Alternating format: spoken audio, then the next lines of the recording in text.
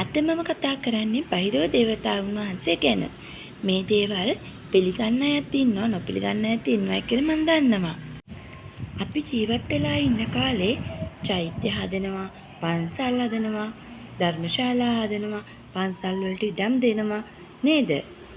ඉතින් අපිම දැකලා තියෙනවා මේ තරම් පින්කම් කරලා සමහර ඇත්තෝ ඔය පන්සල හැදුවේ මම, මේ පල්ලිය හැදුවේ මම, ඔය ධර්මශාලාව හැදුවේ මම කියලා කියන අය. අන්න එහෙම හිතින් අල්ලගත්ත අය තමයි බාහිර ලෝකේ ඉපදෙන්නේ. එයාලට බාහිර ලෝකේ උපදින්න පින තිබුණාට හැබැයි ඒ ලෝකෙට වෙලා විඳින්නේ දුක්. අපි අලුතින්ම ගයක් හදද්දී බාහිර පූජා දෙනව දැකලා තියෙනවනේ. මේ බාහිරවයා කියන දේ ගොඩක්ම ආසියාතික රටවල තමයි තියෙන්නේ, විශේෂයෙන් ශ්‍රී ලංකාවේ. ඉතින් මේ බාහිරවයාගේ භාර්යාව තමයි පුරා.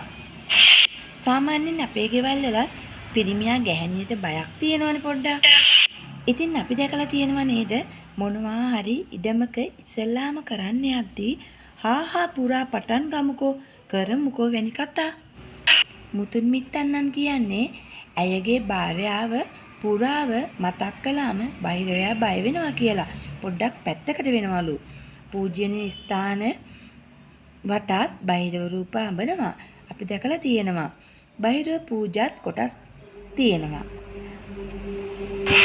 අෂ්ට බාහිර පූජා, නාග බාහිර පූජා වැනි කීපයක්ම තියෙනවා.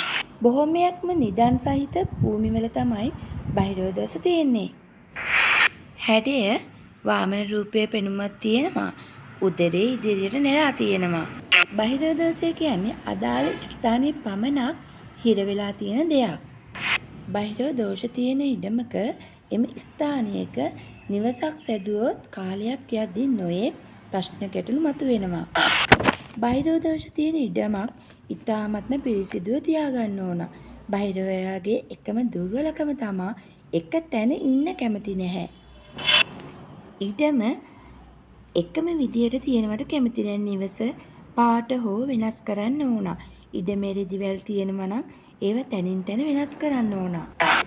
ඒ වෙනස් කිරීම දැක්කම බාහිරවයා සතුටු වෙනවා. ඒ වෙනස් කිරීම සමගම බාහිරව පූජා දෙනවා නම් ඉතාමත් සාර්ථකයි. දැන් ඔයාලා දන්නවා නේද බාහිරවයා බය වෙන්නේ කාටද? බාහිරවයා යාළු කරගන්නේ කොහොමද කියලා. ඉතින් කොයි අප්පච්චි තමන්ගේ භාර්යාවට චුට්ටක් බයයි. තවත් වීඩියෝ එකකින් එන්නම්. ඔයාලට සුබ දවසක්.